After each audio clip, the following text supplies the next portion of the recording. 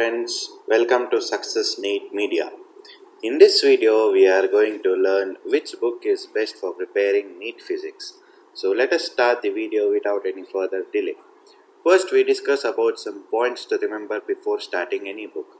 The first point is decide how much you want to score in NEET, which is the foremost and the most important thing for your career determining step. Prepare a daily strategy about what to study today as soon as you wake up. Think some positive quotes and repeat it in your mind always. Maintain the same fire with which you started in the first day of your NEET preparation, which keeps you going throughout your NEET preparation, without which your NEET preparation will be unsuccessful. So, maintain the same fire. Start basic tests from day 1, which is the most important and the topper strategy for preparing for NEET. Focus on which books you want to study based on your understanding capability, since each student has his own mental capability and understanding skills. Avoid social media as much as you can, which every person tells, even I am telling the same thing. Fix timing for study and relaxation apart from sleep, because sleep is the most important thing, along with which you will need relaxation in your day, because every student cannot study for more hours. So fix a timing for relaxation. 6 hours of sleep daily. It is the most important thing for your body and mind to stay activated throughout the day. Wake up as early as you can. As they say, early to bed and early to rise is the best strategy for becoming successful. Next, we discuss about the pros and cons of NCERT. First, we discuss the positive impacts of NCERT. 85% questions are dependent on NCERT, which means that more questions are directly dependent on NCERT and they are extracted from the questions and theoretical approach of NCERT. 10% questions directly come from solved problems, which means you can just mug up the values of the answers and those answers you can just vomit it in the exam. That's it. 15% questions come from direct formulas given in book, which means that you don't need to roam everywhere for searching for which are the important formulas. Which formula is given in NCERT? 15% of the questions out of 85% directly come from NCERT. It is a standard paper setting book for teachers, which means that your NEET paper or KCET or any state level examination or JEE or IIT, the main basic level book for paper setters is NCERT, since it is prescribed by CBSE and it is a standard book. Now coming to the negative impacts of NCERT. Too much detail, which means that unnecessary things are given in NCERT, which you need to avoid and study wisely. Out of topic discussion, which means that if you start from one point, it will go to somewhere, it will roam around and then come to the point. Instead of all that, you need to focus on which point is important in the topic which you are preparing.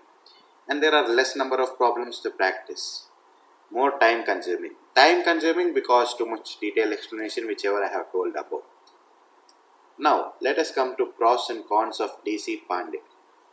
Now, the positive impact of DC PANDEY is there are more problems, which means it is a very good book to practice and get success in NEET. It is also the proper strategy to practice more problems, so you need to study that. Concise concepts, which means that you can understand concepts with less information and more efficiency. Easy to understand language. The language in DC PANDEY has been made very simple so that any category of student can easily understand their physics.